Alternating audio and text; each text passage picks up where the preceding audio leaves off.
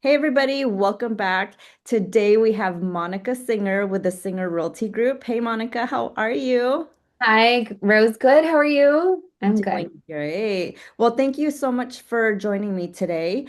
A lot of people in the real estate industry are always talking about growing teams and, just kind of watching what you and your team do is amazing because you have a wonderful culture and you're also growing leaders within your team. So I kind of want to break that down a little bit today, for those people who want to grow a team and just give ideas on what that could look like. Yeah. I started off with just myself, and then little by little, I had an assistant, and then I hired a couple of agents, and God willing, it's been doing great. We've been growing every single year, and it's been really, really nice. I think the one thing that is really important to me is making sure that the culture is there, that there is, camaraderie and collaboration. And so when I do bring on agents, I think a lot of new agents, not just like new in the business, but joining like new offices and new brokerages, even from my experience joining, other offices, it's very, very intimidating. So you're always like, oh, who's the top producer? And oh, I'm walking by the top producer's office. I can't interrupt them, and they're kind of mean. And the team leader's like, you don't want to bother them because they're busy. So you walk into this like industry of like, okay, well, I can't talk to them until I'm a top producer, and you have to leave them alone, and they're just very snooty, at least in my Oh experience. It, no, no, no, it no, was like no. that. I felt that way too. Like it's crazy you say that because I was always nervous to talk to top producing agents. Literally, Mhm. like I Yeah. wasn't good enough to say hi or like I'm Yeah. bothering them. Yeah. It was like a standard, like walking into the office where like the team leaders or like the brokers, like they would literally tell me like, "Oh, you don't talk to them because they're a top producer." And I'm like, "Oh," and I get it. Like I think it was more of like, don't bother them because they're working. And I know like, you go into the office and you start mingling with people, and maybe that's what they're afraid of, that agents are going to be like, can you help me or this or that? But I think, the approach could have been a little bit different. But I didn't like that because it did feel like, okay, well, I'm like on this little island, and, the team leader's always busy, the broker's always busy. Like, I just have to figure it out for myself. And then if I start producing and closing some deals, I might get somebody's attention, and they might say, "Oh, hey, Monica, do you need any help?" But like, do I get to that level? So, once I created our team, for me, it was important to make sure that everyone felt welcomed, make sure that everyone feels invited, make sure that, they know that there is no stupid question or stupid answer. So even when a top producer does join, the first thing that I normally tell them is like, hey, God is blessing you with all this business. And the only thing that I ask is that you give back, because I'm sure that's why you're so blessed. And I'm sure that's why, God, keeps you blessed and keeps you producing. And it's a cycle. And it really is a conversation that I have with every single person. It's like, hey, you have to give back without expecting anything in return. I love And that. it's cool because most of the people that join, they're like, well, actually, that's why I want to join, because I see that, that's what you're doing. And like, I like even the top producers that I have, they're like, oh, I love to help. I love to, and they never get bothered. They're never, they're never like too important or too cool. It's always like, yeah, this is how I do it. Or, hey, why don't you come to my listing? I'm going to show you. And so we've been able to create like this really cool culture where if you were to walk into the office, you don't know who the brand new agent is, you don't know who the top producer is, because everyone is equal. And if you were to go to like one of these other offices where like I started at, like you feel it. You're like, okay, this person you can't talk to. This person, everyone has their cliques. Like, oh, these are only the top producers and they don't talk to any of the new agents. So that was just something that was really, really important for me is like to create that culture where we're always collaborating, we're always giving back. Now, there are agents that sometimes just expect handouts. So we also set up those expectations up front. And it's like, hey, if you're expecting a handout, like this isn't the place. You have to put in the work, you have to put in the effort, you have to show up. So sometimes we have agents that'll come to like one meeting. For example, I had a meeting yesterday and I had an agent. I had a meeting yesterday and we did a training on something. And then I had an agent who hasn't shown up in maybe I don't, in months, and she's like, well, how do I do this or how do I do that, because I can't do this without that. And I was like, oh, I can tell you haven't been to the other trainings. And I said, I'm not going to explain it now because we've been talking about this for weeks and weeks and weeks. I said, I'll send you a recording, and if you have any questions then you can figure it out. So we also want to set those expectations where it's not just we're not just gonna, just because you need help on something very specific right now.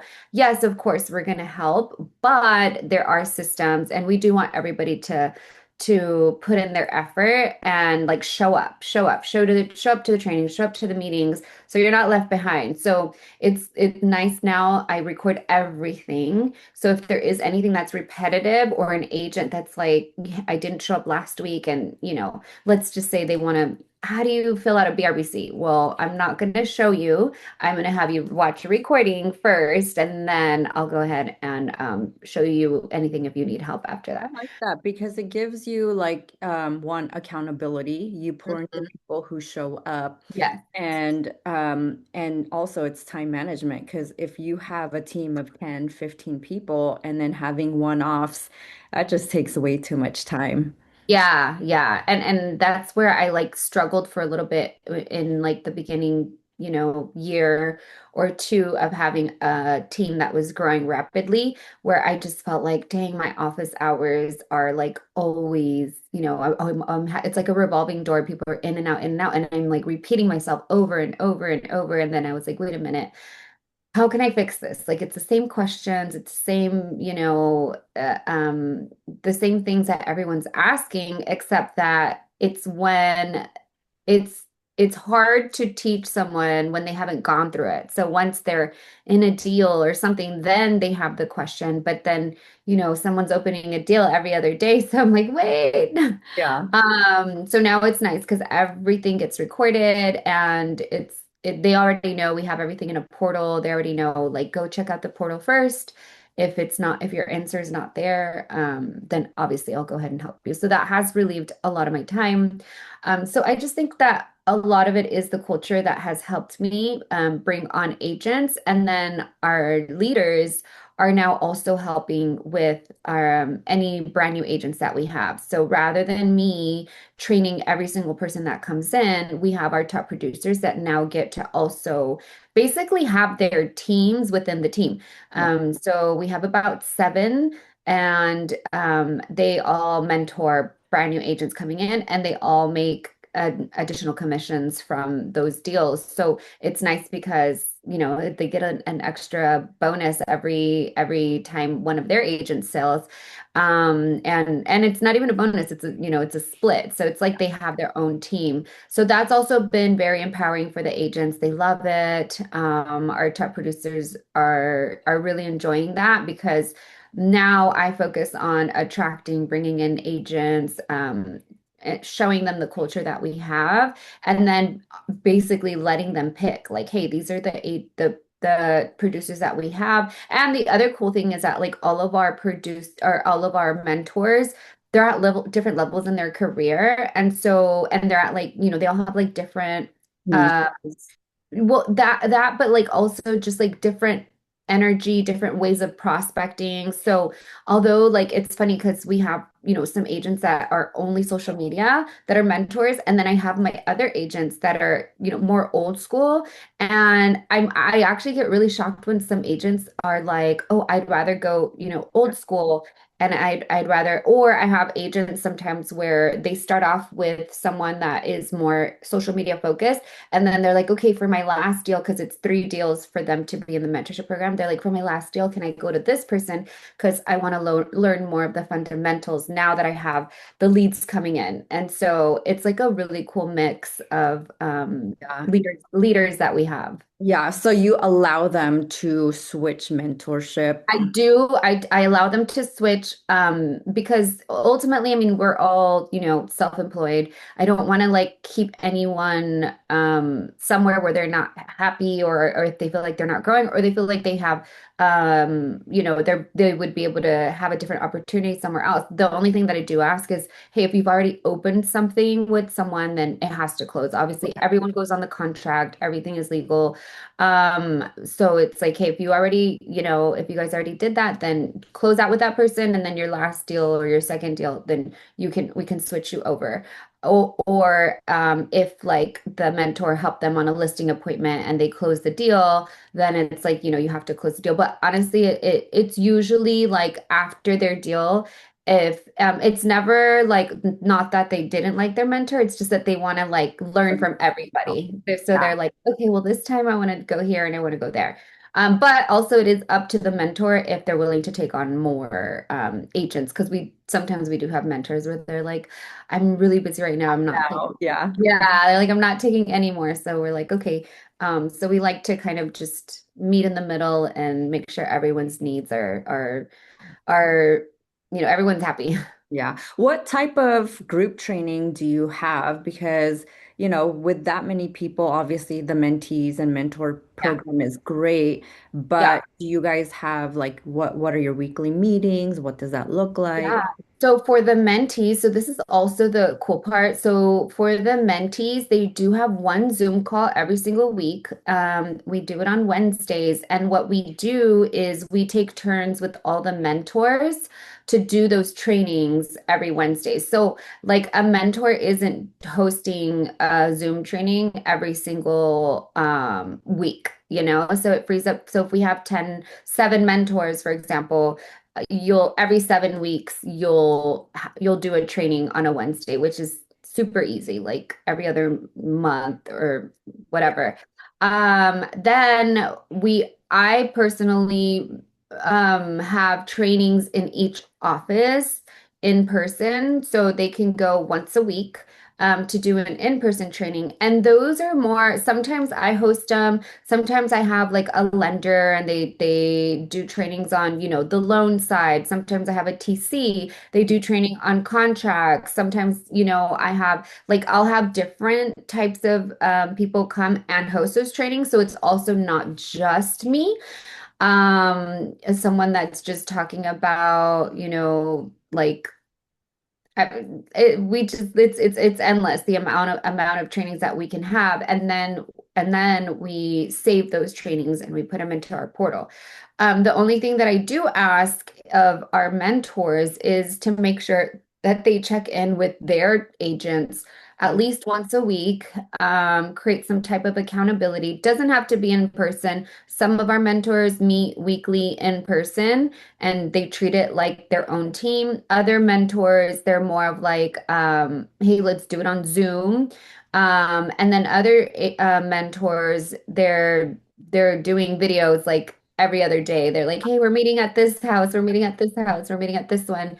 So they're more in person, more hands-on. So everyone has kind of their own way, but I do ask the bare minimum is like at least try to meet with them, whether it's a phone call or in person as a group once a week. Then once they're, working their files, working their deals, obviously that's where the one-on-one takes place and you're helping them on that file, but you're also on the deal and you're also making a commission. So it's nice because it's like, you're going to do it anyways because it's for your own business, but now you're helping the mentee learn how to go through the entire process.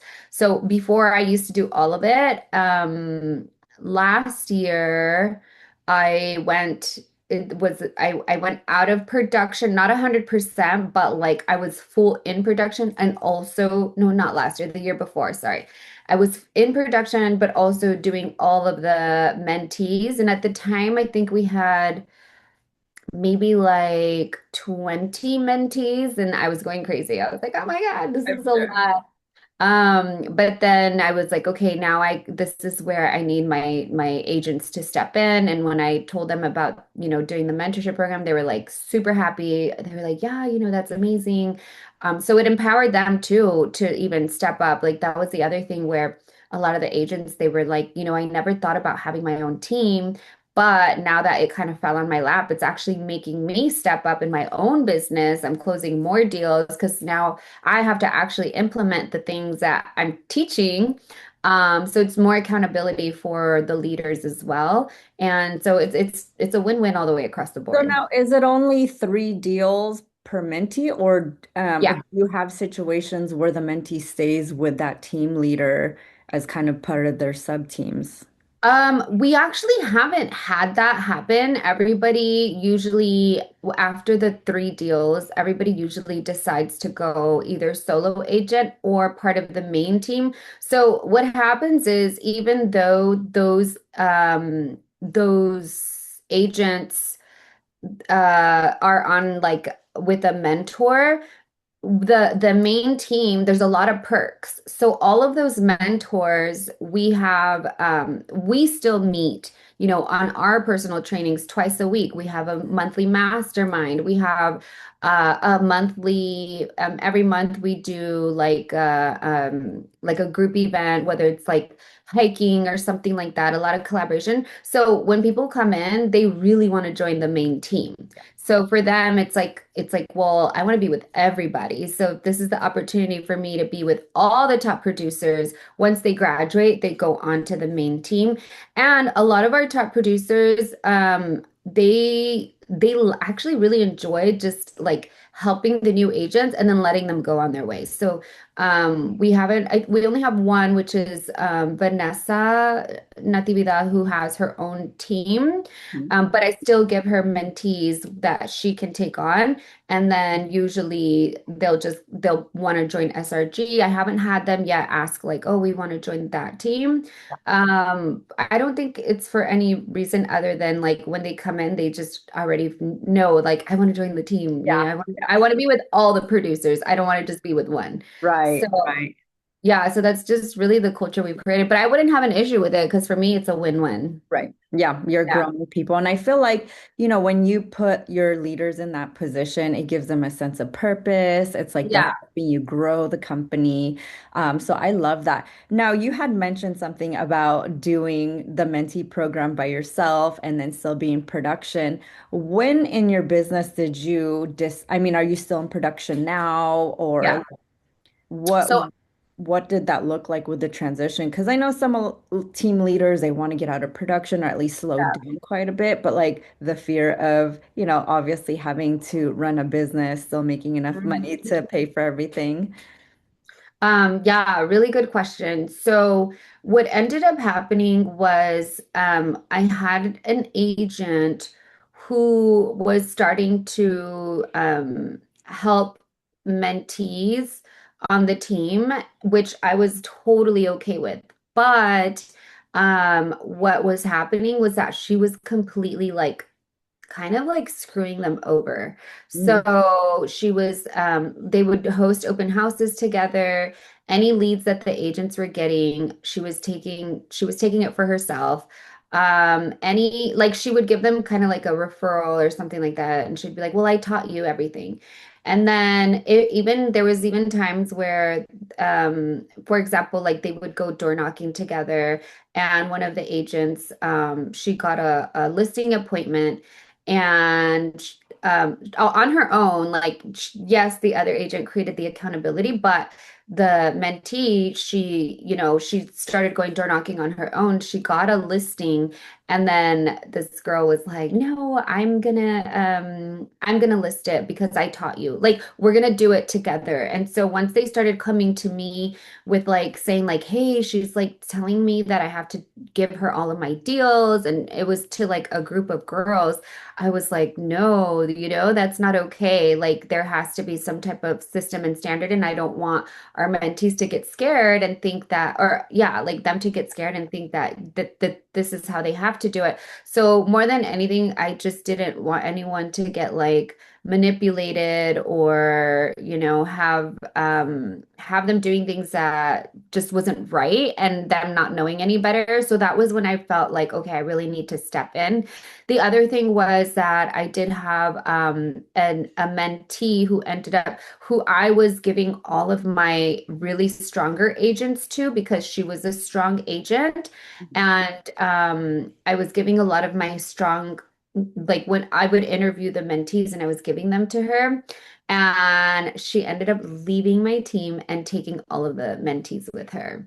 Oh my, And that's when I was like, what? Like, this is crazy. yeah. So and that was like my first, that was when I first started the mentorship program where I was trying to delegate. And then that, like, I trusted this person and she was just like, hey, let me help you take, time off your hands and whatnot. And then they ended up starting another team, which I'm like, I'm cool with that. Like, I'm all for that. But like, you completely left the brokerage. You completely told these agents to come with you. And I wasn't okay with that because I'm like, I'm giving you these agents. If they were your agents and you recruited them and you did all the work and you decided to leave the brokerage and, take your people with you, I probably wouldn't have an issue with it. But these are people that I handed over to you. Yeah. And so since that was like one of my first, like, it wasn't a full program at the time. It was just kind of someone that was helping me out.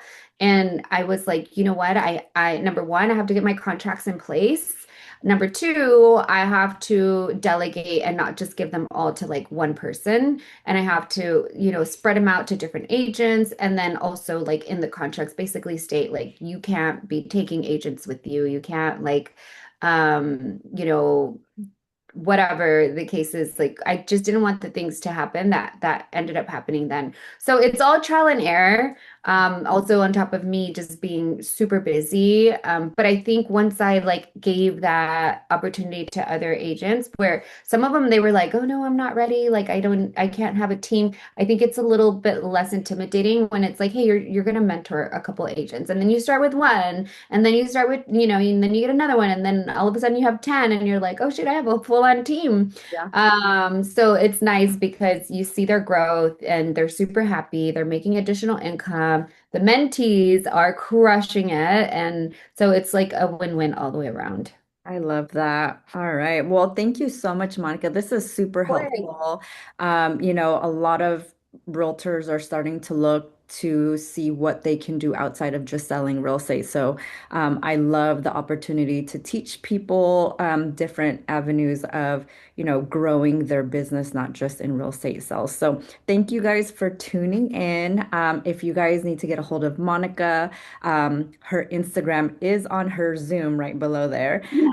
And she's always a wealth of knowledge, always available to help people. So thank you guys, and we'll see you Thank on you, the next Marcus. one. Bye. Okay.